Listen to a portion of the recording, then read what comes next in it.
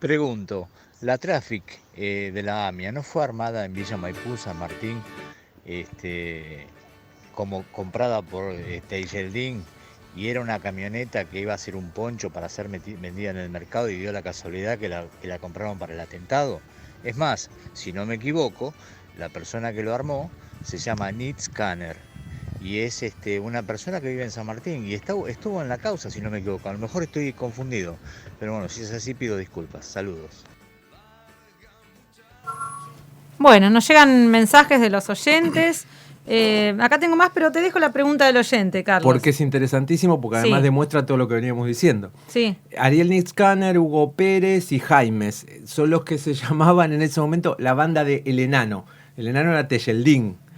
Y si uno va, mirá, porque yo acabo de recurrir también a internet, va a página 12 del 2001, se encuentra con una nota de Tony Coleman que da por sentado que la Traffic Blanca existió y que Yeldin es un culpable, pero de aquellos.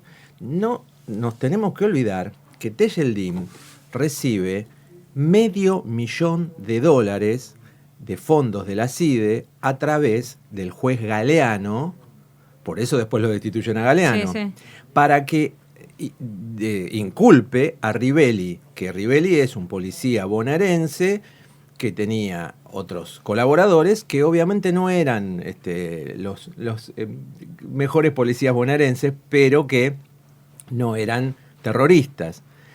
Y la correa de transmisión entre Galeano y Yeldin fue el periodista Román Lechman. Román Lechman le dice a Yeldin, mirá, te van a ofrecer $500,000, te los voy a traer yo, digamos, le habrá dicho, algo así, por lo menos la noticia se la traía, por el anticipo de un libro. Dice, en ese momento ni García Márquez cobraba eso por el anticipo de un libro. Claro. O sea, Yeldin compra el testimonio de Yeldin para que inculpe a los policías bonaerenses que no eran culpables, así como tampoco él lo era. Si no hubiera aceptado Yeldin, que lo que ha hecho desde entonces es simplemente negociar su vida, posiblemente lo hubieran liquidado, ¿sí? Yeldin, aclaro un par de cosas que me parece interesante también. Yeldin intentó suicidarse en algún momento en la cárcel, pero porque la acusación, insisto, era desarmaba autos, vendía autos con piezas robadas, no andaban buenas compañías, etcétera, pero no era un terrorista, ni proveyó a ningún tipo de terrorista esto. La versión se va cayendo a pedazos. Si uno ve lo que hoy puede decir Tony Coleman, el periodista de Página 12, y no sabe ya cómo sostenerla. Esta misma que si uno va a la nota que está, que vamos a ver, le digo al oyente el título de la nota para que la busque. La banda de Yeldin también apeló al silencio protector. Da por sentado que ahí está el culpable. Y hoy ni remotamente Coleman puede decir eso. Lo que pasa es que como se ha embarcado en esa tesis del autobomba, tampoco se puede desprender del todo, pero en algún momento, y esto por eso en el bloque anterior decíamos, cambian las condiciones geopolíticas y cómo se van a seguir sosteniendo estas cosas. Lo que pasa es que ha sido un dolor inmenso que se le ha propinado a la comunidad judía, en particular al pueblo argentino en general, con algo que lo han engañado durante casi 30 años. Y esto va llegando a su fin. Va a llegar a su fin. Bueno, muy buena la participación de los oyentes porque nos muestran el buen interés en todos los temas que estamos tratando. El tema verdaderamente es atrapante. Atrapante. Y acá nos manda saludos también Yolanda, nos dice, buen día Macarena y equipo, muy bueno el programa de hoy, felicitaciones para ustedes por los invitados y los temas. Nos dice Marcelo, mi marido, excelente. Carlos, muy bueno, a Carlos Balmaceda. Aguante Racing, gracias por el libro. Claro, yo le regalé un libro, El Príncipe de Avellaneda, escrito por Carlos Balmaceda. Y digo a los oyentes que yo también me llamo Carlos. Sí, también, porque hay otro Carlos. Y bueno, y seguimos. Sí, no tenía otros. Vamos después a ordenar ahí los mensajes, pues nos mandan al Facebook, otros nos mandan al WhatsApp. Entonces, bueno, hay muchos. Bueno, Carlos, contanos acerca de tu obra de teatro que vas a reestrenar, ¿no? Que fue censurada, algún tema con eso el año pasado. Ves que se engancha todo. Sí, se engancha todo. Porque la obra se llama La noche que Pepe Arias veló al fiscal. Le explico a los oyentes más jóvenes, Pepe Arias era un actor argentino, cómico, muy gracioso y muy buen actor además. Muy famoso era, ¿eh? Famosísimo. Yo veía las películas de blanco y negro. Absolutamente famoso, sí. Llega a hacer una película en sus últimos años con Isabel Sarli, la mujer del intendente de Un buque quemado. Y bueno, Pepe Arias, yo lo elijo porque es un tipo que tiene además un decir muy irónico, muy sarcástico en todos los personajes que hacía. Y dije, es bárbaro, primero porque me gusta mucho a mí también, lo puedo imitar. No es igual una imitación, lo que se busca igual en la obra estrictamente. ¿Vos actuás en la obra? Sí, claro. ¿Actuás en la obra? Sí. Yo la escribí, la actúo. Porque, a ver, dato más. Yo me inicié en el escenario, digamos, haciendo stand-up. Claro. Entonces el stand-up lo hace solo. Lo hace solo. Sí. Y entonces, después esto no es stand-up, es un unipersonal. La obra. Pero el stand-up es otra cosa, es otro código. Sí. Y Pepe Arias, de paso, era un capo cómico de revista y era un gran monologuista. Hoy diríamos, es un comediante de stand-up. Hay un famoso, era terriblemente gorila, eso sí, pero hay un famoso monólogo de una película que se llama, creo que, Estrellas de Buenos Aires, en donde el tipo es monólogo más antiperonista de la historia. Está en YouTube, búsquenlo los oyentes. ¿Sí? Digo porque esa era la adscripción ideológica, digamos, de Pepe Arias. Pero lo decía de frente, eso es lo que tenía de bueno también. Lo elijo por eso. Y la obra se estrena el 18 de julio, es decir, en el aniversario de la AMIA. ¿Por qué? Porque la obra es una parodia, es una sátira a todo lo que pasó con Nisman. Y todo lo que pasó con Nisman ocurrió porque una vez algo pasó con la AMIA. ¿Se entiende? Claro, entonces empieza con Pepe Arias dirigiendo la escena del crimen como si fuera un parque temático. Donde la gente, él va a sacar partido, se van a sacar selfies al lado del cadáver, etcétera. Claro, sí. Y como él tiene este sesgo tan sarcástico, tan irónico, en el que va diciendo, por supuesto, que el tipo es un héroe de la patria, ¿no? Y que no les va a permitir que quieran espiar, tienen que sacar entradas para ver a ese héroe cívico. Sí. Y luego la obra sigue incluso, un humor muy negro, sigue con la autopsia, digamos, en donde él lo que quiere hacer el personaje es probar permanentemente que fue, obviamente, un homicidio. ¿No? Entonces, dice, se constata un orificio de entrada con forma de media luna, ¿no? Como se empieza para los árabes, o si no, de arepa venezolana. Pero ¿se acuerdan del famoso comando iraní venezolano que hablaban? Entonces, la obra tiene incluso una parte que es comedia musical, en donde sería la parte en que Nisman canta. Y evidentemente tiene una posición tomada, pero absolutamente tomada. El final es la parte menos cómica, se podríamos decir, porque ahí se habla de la voladura de la AMIA. En la voladura de la AMIA se hace una descripción, no creo que haya en el teatro argentino una sola obra que hable así explícitamente, y se termina diciendo cómo fue el encubrimiento. Que eso me gustaría desarrollarte en un cachito, el texto, si querés. Sí. Porque lo estoy reensayando, entonces por supuesto. Lo miro igual, lo pispeo por las dudas. Por supuesto. Y se los voy explicando a los oyentes también. Después de contar cómo fue el atentado, él dice, y después ya lo sabés.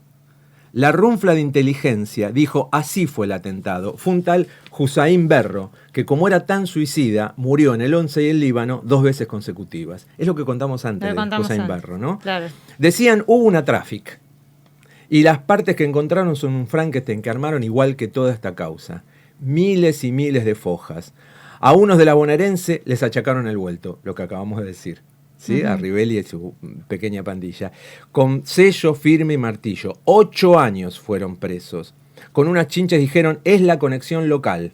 Y al del turbante de allá decí que es de Hezbollah y échale la culpa a Irán. Los escombros los tiraron ahí por la costanera. Como eran evidencia, no se guardaron las pruebas. Y enterraron algún resto, libros viejos, documentos, y en una tumba sin nombre de la daya y la decencia. Eso es el parte del final. Obviamente, frente a esta posición tomada de la obra, ¿cuál fue la gran excusa? Para que en la segunda función aparecieran 4 policías, una subcomisaria y pidieran el secuestro del guión, que era antisemita. Claro, no. Y Inédito. entonces yo lo que hago es, lo que te estoy entregando justamente sí. ahora, a la fiscalía les dije, bueno, Un miren, descargo, claro. primero ustedes tendrían que haber ido a buscar el texto a Argentores, que es donde se deposita. No está los registrado. autores Claro. lo depositamos ahí. No hacer esa irrupción, que es totalmente intimidatoria. Es intimidatoria. Es antidemocrático. Claro, y ellos me Censura. decían, bueno, pero no hubo censura, te permitimos. Sí, pero acá me están señalando. Al otro día, además, lo que sí produjeron fue un interesante episodio mediático, que me parece que se le fue de las manos, porque me llamó Gustavo Silvestre, Víctor Hugo, Hugo habló, Sí. Sergio Burstein fue al programa de Mauro Viale. Entonces, también eso no fue tan conveniente, porque en ese momento, además, pensemos que gobernaba el macrismo, entonces parte de esos periodistas lo vieron como una persecución del gobierno macrista, El gobierno macrista. aliado a la DAIA. La DAIA, hagamos esta aclaración que no hicimos antes. La DAIA es la Delegación de Asociaciones Israelitas Argentinas, ¿sí? La AMIA era la mutual. Las dos funcionaban igual en el mismo edificio.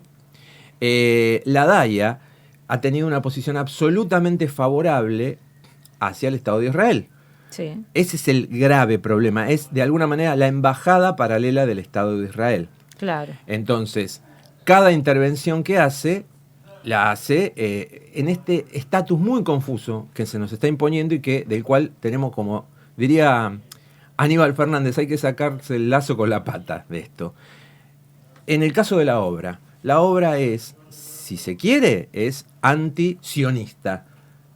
Pero jamás puede antisemita. ser... Claro, antisemita. esa que, claro. ¿Se comprende? Además, Sí, antisemita es un término muy... Porque los semitas son árabes. Claro. Si hay alguien antisemita en el planeta, son los israelíes que atacan a los países como Libia, Claro, Irak, totalmente. Siria. Es antisionista. Claro, Claro. Si quieren algún tipo de toma de partido.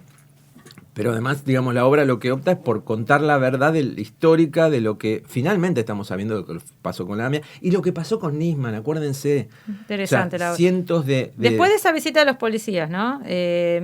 ¿Seguiste haciendo la obra o no? No, la obra, lo Claro. que pasa que además esto fue el 8 de agosto. fue censura. Yo busqué algún tipo de función, de Sí. tratar de hacer alguna función, pero pensá que ya muy pegado al fin de año, Sí. 2019. Pero en el teatro te dijeron no podés venir. ¿Cómo que No, en el pasó teatro habíamos pactado una función. Yo quería estrenarla ese día, el 18 Sí, de julio, sí. y después pudimos hacer esta segunda. puede ser. Era esta así, esa segunda. función. Y ahí se corte, yo empiezo a buscar, claro, es una publicidad buena y mala al mismo tiempo, porque hay dueños de teatro que te van a decir, Dicen, no esto quiero, claro. y otros te van a decir, bárbaro, pero estábamos ya en avanzado septiembre, porque además esto de la fiscalía yo me tuve que presentar, Sí, sí me acuerdo. me de eso, aboqué sí. a esto, Sí. y luego vino la pandemia. Fueron 3 meses después, ya estábamos en pandemia. Así Estábamos que en la por eso pandemia. yo lo que voy a hacer ahora es una suerte de... voy a grabar la obra. La Sí. obra va a quedar grabada, después veremos si se hace en teatro. Pero por ahora va a circular por las redes porque además me parece que el impacto va a ser grande y también es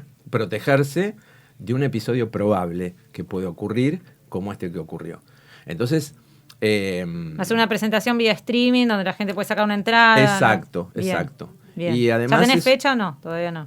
Fecha para la grabación va a ser dentro de 10 días y Bien. luego la editaremos y veremos cómo queda. Pero Vamos a estar difundiendo para... Además lo interesante es que al ser una obra unipersonal, cuando vos tenés muchos personajes y se mueven en escena, es distinto. Se pierde mucho lo que es el teatro. Un unipersonal que es una sola persona arriba del escenario, vos la tenés que mirar, te está mirando a vos. Carlos, porque- ¿qué duración tiene su unipersonal? Menos de una hora, un poquito menos de una hora. 60 minutos. Sí. Ujú. Y entonces, bueno, esa es la historia, pero ves que por eso yo decía, el bordado. Claro, todo buscar el tiene un- bordado, porque además, a ver, mencionábamos a la DAIA. La DAIA pasa a ser un factor de poder porque tienen un enorme poder de lobby. Ese día, cuando yo voy a la fiscalía, el secretario del fiscal me dice, bueno, lo que pasa es que hay comunidades que no tienen poder de lobby. Por ejemplo, a la comunidad boliviana nosotros le tenemos que hacer capacitaciones para que se animen. O sea, me lo claro. admite esto. Claro, claro. Y además no estamos hablando tampoco de la comunidad judía. Estamos hablando de la DAIA, que no es representativa, en absoluto. No, hay judíos que según esto no quiero saber nada. No es representativa. No. Entonces, ahí hay un tema, el tema de la DAIA, porque fíjate que la censura a Iorio ya sabemos que vino a través de la DAIA. Sí. ¿no? Que iba a cantar lo el del himno en el partido, sí. Entonces, se tienen un poder impresionante. Claro, y además, ¿qué ha pasado? Israel ha impuesto a muchos países en el mundo, y al nuestro también, la idea de que antisemitismo y antisionismo son la misma cosa. ¿Sí? De hecho, es una legislación que se publicó en el boletín oficial. Y eso hace que vos, cualquier cosa, vos atacás al Estado de Israel, que es atacar a un país ocupante desde hace más de... Sí. A ver, y que ha atacado a muchos países. Bueno, ya sos te tildan antisemita, antisemita. sos judeófobo. Sí, acá sos estoy un nazi. leyendo, acá vos tenés en la exposición esta del fiscal los mensajes de los comentarios de Jorge Elbaum que dice Balmaceda es misógino, antisemita, o sea, usa eso. Claro, ¿no? pero fíjate que acá hay algo muy curioso, vos lo traes a colación. Jorge Elbaum es un disidente de la DAIA, que armó lo que se llama Llamamiento Argentino Judío. Sí. El atacante más feroz ese día, ahí lo tenés, Jorge Elbaum. Cosa que, bueno, yo se lo comenté a Gabriel Mariotto, Sí. y me dijo, ¿Jorgito Elbaum? Y dije, sí. Claro, uno no se lo... No, ¿Se entiende? Claro, por ahí no te lo esperás de él. Argentino Judío. Es la agrupación de Elbaum. Bueno, entonces, a mí me llamó mucho la atención, porque te decís, ¿hasta qué punto sos tan disidente de la DAIA? ¿No será que sos una especie de disidencia controlada? El video que presenta como prueba de su obra es clara instigación al odio, más allá de que uno puede repudiar, la censura son cosas distintas. Claro, pero lo que pasa que además yo lo que hice fue, el video es la parte de comedia musical, ¿sí? Y lo que hice fue ilustrarlo. Porque si subís un video, tenés que... De ninguna manera es incitacional, de ninguna manera. Y lo que pasa que sí, yo juego con símbolos que son fuertes, o con textos que son fuertes. Y, por ejemplo, que Nisman termine cantando, como viste, como en Broadway, ¿viste? Como, sí, dice, y todos dicen que soy yo, y todos dicen que soy yo, porque se acuerdan que decía, yo soy Nisman. Sí. Ya no soy un oscuro fiscal, soy una estrella internacional. Bueno, claro, puede no gustarte, puede parecerte hasta yo la quiero ver a la obra. Puede parecerte de mal gusto, pero lo que yo estoy exponiendo es, mirá, estoy usando la sátira para contar esto. Claro. Este tipo fue un agente de inteligencia, fue un corrupto, financiado por capitales financieros transnacionales, y bueno, es esto. Después se lo quiso presentar como un héroe, como un mártir. A ver, hablemos de esto. Claro. No me saques y mucho menos me hagas callar la boca. Por eso me pareció interesante poder presentarle esto a la Fiscalía, ¿sí? Recordemos que el tema de la censura en el mundo, con esta cuestión de esta falsa dicotomía antisionismo, antijudaísmo o antisemitismo, bueno, hay una artista, Nurit Sommerfield, que es israelí, pero como tiene una posición tomada en contra del Estado de Israel, la censuran en toda Europa. Gilad Asmon es saxofonista y escritor, es israelí, lo censuran, pero lo censuran terriblemente, lo persiguen, está en Inglaterra. O a Nunes, creo que se llama, un dibujante del New York Times, que hace una caricatura donde Netanyahu lleva a Trump como un perrito, y porque él lo señalizó con un kipá, no sé si al perrito o a Netanyahu, como si fuera el verdadero sirviente. Bueno, eso significó no solo que lo censuraran, sino quitar el espacio de caricatura política del New York Times. Gravísimo. Esto, digo, es muy grave, porque además no es solamente un lobby atacando a determinados artistas, sino que te priva de cualquier expresión artística. Claro, eso yo, porque por ejemplo, yo no podría ver la obra. Sí. O sea, y además, porque es un derecho nuestro también. Pensemos que esto no abarca solamente al tema israelí, falsamente presentado como tema judío, digamos, ¿no? Que está mal decirlo así, sino, por ejemplo, los raperos españoles. Los raperos españoles que están encarcelados por haber atacado a la corona, supuestamente. Bueno, eso es libre expresión artística. Y yo, una última aclaración que quería decir es, en mi caso particular, cuando a mí me dicen judeófobo, a mí me ofende muchísimo. Porque yo tuve 2 convivencias, se podrían decir que son 2 matrimonios, digamos, y fueron con mujeres judías. Y yo, digamos, a los hijos de una de ellas los llevaba a las escuelas de la comunidad judía. Y yo soy, profesor de stand-up, creo que el único que hubo, de la AMIA. ¿Se entiende? Claro, conocés, o sea, alumno mío, ¿saben quién fue? Roberto Moldaski. Claro. Los primeros trabajos, y los hicimos juntos, yo sabía lo que iba a hacer Roberto en el futuro, lo que es hoy como cómico.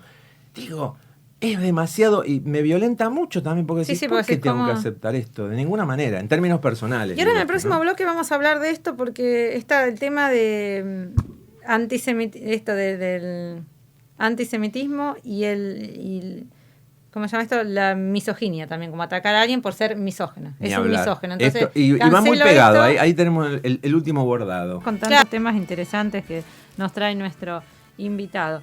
Bueno, estábamos hablando un poco esto de la cancelación, de esto que va de la mano, el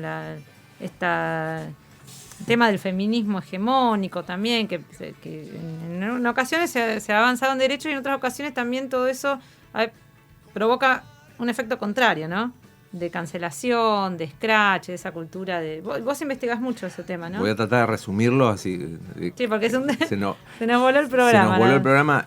Esto vuelve a ser geopolítico. Es una cuestión geopolítica. Si no lo ves desde ese marco, lo perdés de vista. Sí. Yo lo que he investigado, por ejemplo, que hay 13 suicidios por scratches. Y el scratch es una forma reivindicada por el feminismo para supuestamente remediar algunas situaciones. Yo lo que digo del scratch es que es un instrumento paralegal, masivo, cobarde, anónimo y fascista. Y hay que definirlo en esos términos y sería bárbaro que las autoridades también lo hagan, porque, insisto, la cuenta mía de 13 suicidios, además, es artesanal. Es a veces robada a sitios locales, a diarios locales o a páginas de internet muy focalizadas. Pero ahí tenés 13 personas que, una de ellas es mujer aparte, la incluyo, tenés 13 personas que se suicidaron por la presión social que significa ser acusado, y salvo uno que llegó a juicio, que de todas maneras yo lo considero un scratch todo lo que le hicieron antes, y que era un juicio en primera instancia, de los 13, todos son falsas acusaciones. Son falsas acusaciones, ¿sí? Y también te da una medida en qué grado de delirante puede adquirir una sociedad cuando pasa esto, ¿sí? Porque se puede acusar a alguien y cuando empezás a revisar además, empezás a ver que hay envidias, resentimientos, locura generalizada. Sí. Después tenés algunos scratches que responden a motivos políticos. También se está usando como un arma arrojadiza en la política. Sí. Eso también es terrible. El último suicidado que yo tengo constancia es Emanuel Gómez, la cámpora de Almirante Brown. Yo no he hablado todavía con la madre, pero estoy en contacto. Y ella le está haciendo un juicio por instigación al suicidio. Eso es una novedad. Sí, y eso cuidado porque puede ser grave. Grave, a ver, grave. Puede sentar precedente también. Claro, pero grave, pero al mismo tiempo es muy positivo porque alguien se anime. Lo que ella me dice que está en contacto con otros familiares. ¿Cómo como fue por el ejemplo, caso? El caso es, lo que ella cuenta es que en realidad él es acosado por una mujer a la que él no le da bola. Y entonces viene la denuncia falsa. Te puedo asegurar que una vez que uno empieza a ver esos casos, te das cuenta, sí, entiendo, ya sé. Yo he encontrado precedentes de ese tipo de procedimiento. Entonces, en ese momento, la cámpora lo que hace, dice, vamos a aplicarte, esta también una palabra fantasma, el protocolo. Y el protocolo significa aislarlo por completo, un pibe que era delegado sindical, militante, etcétera. Se deprime, la sensación, a ver, yo que la he sufrido. ¿Qué edad tenían? No, yo no creo un pibe que llegara a los 40 años. Claro, joven, una persona joven. Entonces, la sensación es que todo el mundo te está señalando. La sensación es que estás completamente aislado. Y bueno, se suicida. Digo, es un tema enorme del cual no se habla. No se habla, ¿no? Y además está vinculado con muchísimas cuestiones. A ver, episodios como se me viene ahora a la mente. El preso de la cárcel de Bowen que se considera mujer, se autopercibe mujer de golpe y entonces lo pasa en una cárcel de mujeres, en donde deja embarazada a una de las reclusas. La reclusa era además una presa peligrosa, termina ella obteniendo su prisión domiciliaria por embarazo. Y ese la sacamos barata, porque en Inglaterra hay un caso en el que viola a varias mujeres un preso varón que de golpe se autopercibe mujer. Entonces acá hay algo que también cuando uno empieza a mirar, por eso digo es geopolítico. Es una gran avanzada, yo entiendo que de una agenda bancada por el capital financiero transnacional, forzada, ¿no? en donde, claro, que te la imponen, imponen y que finalmente te imponen una cultura completamente forzada, que además el problema que tiene es que las reacciones que genera en contra crea monstruos. te doy un ejemplo, Brasil. Bolsonaro. A Brasil, Bolsonaro, bueno, con el tema de empiezan a decir el now, que es el no, Sí. digamos, se centran en, porque es hombre, digamos. Es Y además, machista porque- algunas cosas sobre la ESI, la famosa educación sexual integral, que me imagino estarán bien, pero otras son absolutamente excesivas y la gente las rechaza. Cuando vos La gente común las rechaza. Es como que es ajeno a nuestra y cuando vos lo ves idiosincrasia, a ¿no? Bolsonaro presentar Claro. manuales de educación sexual integral y burlarse y decís, bueno, en realidad tiene razón. Claro. Es como cuando Termina uno- generando eso, ¿no? Yo no sé si has escuchado de Danan, que es uno de los libertarios que andan por acá al Sí. lado de Milei. Sí, sí. Hay unos dibujos animados paródicos que toman la Liga de la Justicia y se burlan de toda la llamada ideología de género. Y la verdad que están muy bien. Yo no comparto nada con ese pibe, pero están muy bien. Son muy graciosos y además decís, bueno, si se puede parodiar esto es porque vos les está dando pasto para parodiar. En esta cosa completamente asfixiante que vos vas cambiando de un canal y otro, bueno, ni hablar Canal Encuentro Hoy, por ejemplo, y te vas encontrando siempre con el tema de género, siempre con el tema de género, bueno, vas a generar una reacción contraria, y sobre todo cuando pasan cosas tan graves como esto que yo estoy registrando. Los 13 suicidios, yo los registré, pero pueden ser 40 o 100. Puede ser más que no sé. Y es un dato. La cantidad de hombres que han sido denunciados falsamente y han perdido trabajo, hijos, casa, cátedras. Cuidado porque es muchísimo. Y tenemos algunos que son muy conocidos. Por ejemplo, Dante Palma. Lo recordarán. Dante, sí. Bueno, Dante Palma, en realidad, la causa, él no lo informa, pero la causa ya está, se ha dado vuelta, digamos. A mí me pasa con Dante Palma, que a pesar de eso, que después las causas se terminan resolviendo. Pasa que yo lo sigo mucho y me hablo con él y todo. Comparto algo, una editorial suya, un material que es muy bueno realmente. Y ya empiezan, y ese misógino, estás compartiendo. Bueno, Y es ahí está el constante, señalamiento. Es como que hasta decís, pero... Mirá, yo digo que el feminismo ha reproducido las tres taras de las ideologías hegemónicas del siglo XX. Es el macartismo, las listas negras, señalar desde el anticomunismo, el fascismo, porque los grupos que se forman de scratches terminan siendo como los fallos de combatimiento, ¿viste? Que iban, y el Sí, estalinismo, porque hay gente, por ejemplo, a mí me ha pasado en Radio Caput, una que ni siquiera era directiva, Sí. que ha venido y dicho, No lo quiero. yo lo quiero afuera el sábado. Lo quiero afuera el sábado. Y la presión es tan grande que dicen, sí. Bueno, a mí me ha pasado en FM La Patriada. Le mandan al director de la radio, le mandan un blog que crearon especialmente para mí, un blog al que yo lo probé a ver la veracidad que tenía, creé un personaje femenino, les mandé un mail con denuncias en contra mía y lo publicaron. Que no sé ni quién era, claro, es como inventé la inventaste para denuncia. probar. Y luego, bueno, y hay casos... ¿Esto fue después de la carta abierta a las actrices? ¿Por eso es que viene todo? Sí, yo escribí la carta abierta a las actrices argentinas. Bueno, con buen tino, una diputada, Araceli Ferreira, quiso respondérmela. A los 10 minutos no tenía argumentos y se fue. Y luego, bueno, yo le he mandado una carta abierta a Miriam Lewin Miriam también, Lewin, sí. por el laboratorio que crearon, el Nodio, que increparon al periodista, al relator deportivo de Gimnasia de Esgrima, Alberto Raimundi. Bueno, estas cosas también, porque vos decís, bueno, ¿y de qué me estás acusando? Porque me estás acusando de que soy misógino, lo decías recién, lo leía Sí, con acá Elban. lo de Elban. ¿Y cuál es? Pues yo ya digo, bueno, decime la causa, decime el expediente. Decime el número de expediente, decime cuál es el episodio, quién te lo dijo, y desarrollalo. Y cualquier cosa yo te hago un juicio por difamación. Pero te tenés que exponer, porque si no el tema se ha creado un clima de persecución hacia, bueno, lo señalé y ya está. Hay casos... Bueno, que eso que vos contás después se ve reflejado, porque yo soy abogada y hago temas de familia, hago temas penales también. Y por eso yo sé, para nada uno justifica ni la violencia, ni eso que quede, pero claro, ninguno de nosotros va a estar avalando esas cuestiones. Y que cuando hay un hecho de violencia hay que ir a denunciarlo y a investigarlo y todo lo que corresponde. Pero me vienen a ver, pero la cantidad de veces, porque esto se replica, como se replica, me está escrachando en Instagram, pero no hay ninguna denuncia. Vos vas, por ejemplo, una denuncia, no sé, de cosas graves, abuso. Y ponen, tal fulano es un abusador, y la foto de él, hasta incluso con los hijos, son una cosa muy fea. Y pero si es una cosa así, vos que tenés que ir a la fiscalía a denunciar en un caso de abuso, se denuncia en la fiscalía, no por Instagram. Te cuento dos cositas cortitas para terminar, Sí, pasa. para rematar. El caso Bonifacio Saganías. Flavia Zaganías es una mujer de Córdoba que dice, mi ex marido abusó de mi nena, de la nena que tenemos entre los dos. Pero yo la preparé a la nena para que fuera y no abrió la boca. La nena arruinó todo. Si voy y lo agarro a él, pierdo a mis 5 hijos.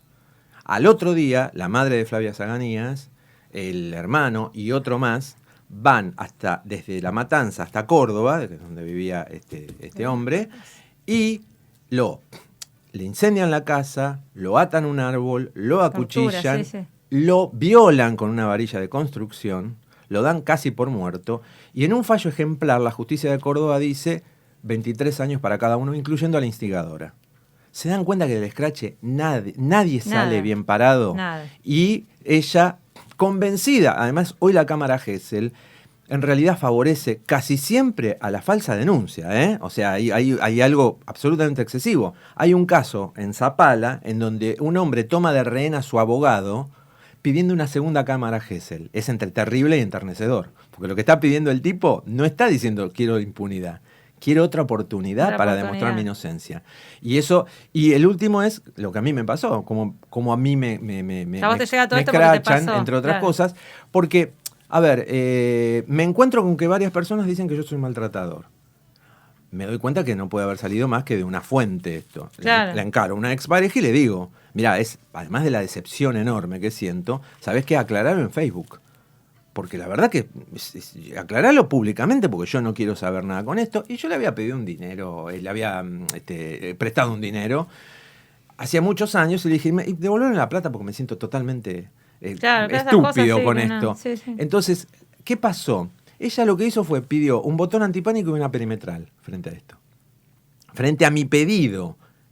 Y la justicia civil accedió y además pasó el expediente a la justicia penal diciendo, como le pide un dinero, se lo hace para no publicar extorsión. Entonces un día yo tuve 4 policías en mi casa haciéndome un allanamiento. Bueno, estamos en un plano de locura importante. Yo a partir de ahí dije, no, me parece que esto es más serio. Sí. Ahí me puse a investigar y ahí empecé a encontrar los casos. Y los casos te deben llegar por y hay mucha gente que se ha conectado porque dice, me considero como una especie de especialista y en cierta forma lo soy. Ya. Sí, pues porque esto no sea, y a la vez también, yo creo que también también sucede de una justicia que por ahí que es lenta o que no funciona, o que ante los casos reales, porque por ahí también hay un montón de casos reales, de acoso, de violencia, que por ahí no encuentran una respuesta en la justicia, entonces dicen, bueno, tomo las cosas como es esta justicia por mano propia.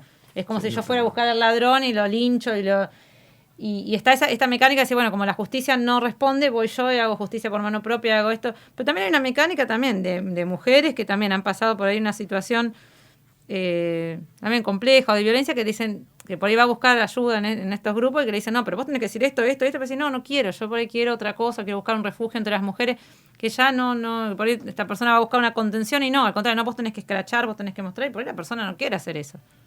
Y pensemos también que el tema de fondo es un disciplinamiento social. Sí. Si vos tenés varones que empiezan a recluirse y empezás a tener casos cada vez más espantosos de falsas denuncias, también estás metiéndole en la cabeza de cierto sector de las mujeres y de mujeres con determinadas tendencias un grado de perversión muy grande. Y eso luego juega en términos de dominación política. Fíjate, por eso todo tiene la corrección. Sí, totalmente.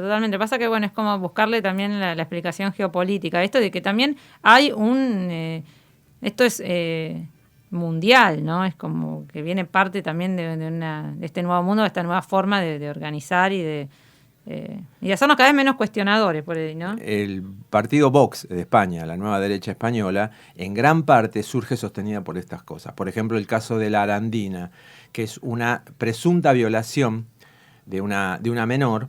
Digo presunta, no voy a extender acá, pero digo, le dieron 38 años a los que cometieron, que si tenían alguna culpa, podemos discutir que la tuvieran, pero ¿saben lo que significa? 38 años, eran en ese momento 4 años menos de los que tiene Robledo Puig, los que llevan. Claro, en un caso que en realidad fue con consentimiento.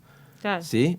Entonces, obvio, muchas situaciones de este tipo, por eso digo, la nueva derecha se sostiene sobre esto.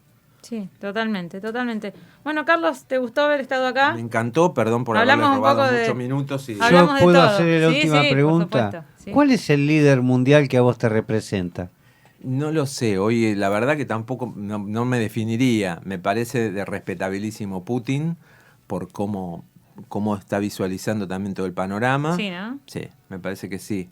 Pero me parece que igual no puedes tampoco definirte. Sí, no. Porque yo además no tengo la información suficiente, ¿no? Como Está bien, para está bien. hacerme fanático de. No, en ese porque caso viste de que Putin. siempre hay alguien que te resalta por alguna acción o algo que hizo.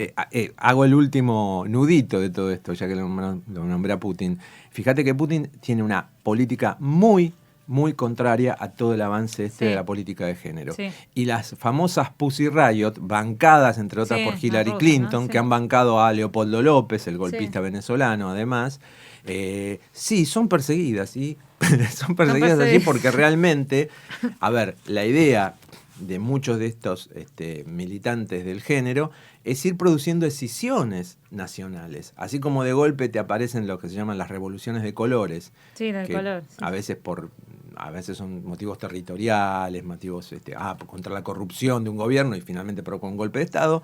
En este sentido también, por eso decimos, hay una cuestión geopolítica que después un día podemos desarrollar más. Sí, en a veces detalle. cuando uno escucha a la mujer, no, porque ganamos, no quiero meterme en temas bastante complejos, pero por ejemplo, si ganamos el derecho al aborto las mujeres en la calle, nosotras, las mujeres, sí, está bien, conseguiste el derecho, pero a la vez hay alguien que está marcando que tenías que conseguir ese derecho, ¿no? Como que está en la agenda también de poner la discusión en el aborto en estos países, ¿no? Me parece que yo soy de dudar de todo, de preguntarme, bueno, y después en esto, y también yo repudio realmente, yo soy abogada, hago familia, estoy con mujeres víctimas de violencia, pero esto no, o sea, el scratch y todo eso no, yo no lo avalo porque para eso tenemos la justicia, por eso tenemos el debido proceso, por eso cualquier persona tiene su derecho a defensa y un juicio justo. Y tenemos que, porque si no ya vamos a una sociedad pre-Revolución Francesa, o sea, volvemos a la Edad Media, o sea,